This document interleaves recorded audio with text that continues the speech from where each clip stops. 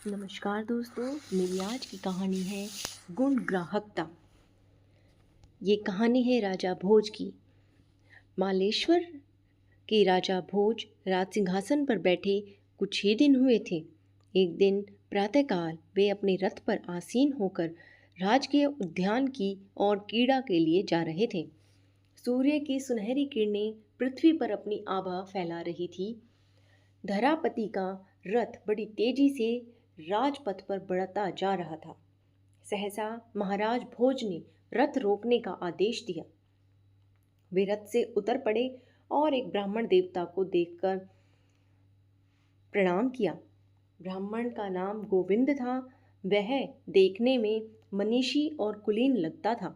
महाराज भोज ने सादर अभिवादन किया और ब्राह्मण ने अपने दोनों नेत्र मूंद लिए। राजा भोज उनके इस आचरण से विस्मय में पड़ गए। ना तो आपने स्वस्ति वाचन किया और ना आशीर्वाद ही दिया। आपने मुझे देखते ही दोनों नेत्र बंद कर लिए। कारण बताने की कृपा करें। महाराज भोज ने बड़े आदर से जिज्ञासा प्रकट की। आज आप वैष्णव हैं। आप अनजाने में ही दूसरों को पीड़ा नहीं पहुंचा सकते हैं, ना ब्राह्मणों के प्रति उत्पात कर सकते हैं। इसीलिए मुझे आपसे भय नहीं है। आप किसी को कुछ दान भी नहीं देते। लोकोक्ति है कि सवेरे सवेरे कृपण का मुख देखकर नेत्र बंद कर लेनी चाहिए।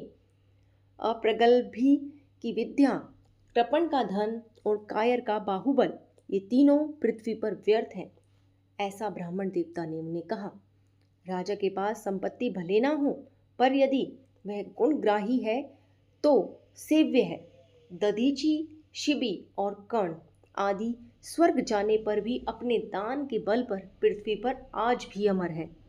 लोग उनका यश गाते हैं, उनकी उदारता और दानशीलता की प्रशंसा करते हैं। महाराज, यह देह नश्वर है, अनित्य है, इसीलिए कीर्ति ही उपार्जनीय है। गोविंद ने महाराज भोज से अत्यंत खरा व सत्य वचन कहा। मैंने आपके वचनामृत से परम तृप्ति पाई है। राजा भोज बड़े प्रेम से बोले। आपने अत्यंत कोमल ढंग से मेरे हित की बात कही है। संसार में प्रशंसा करने वाले तो अनेक लोग मिलते हैं, पर आप जैसे मनीषी और हितैषी कम ही दिख पड़ते हैं। आपने मेरे हित की बात कहकर मेरी आंखें खोल दी। आपने मेरा बड़ा उपकार किया है। वास्तव में ऐसी औषधि नहीं मिलती है जो हितकर और साथ ही साथ स्वाद युक्त भी हो।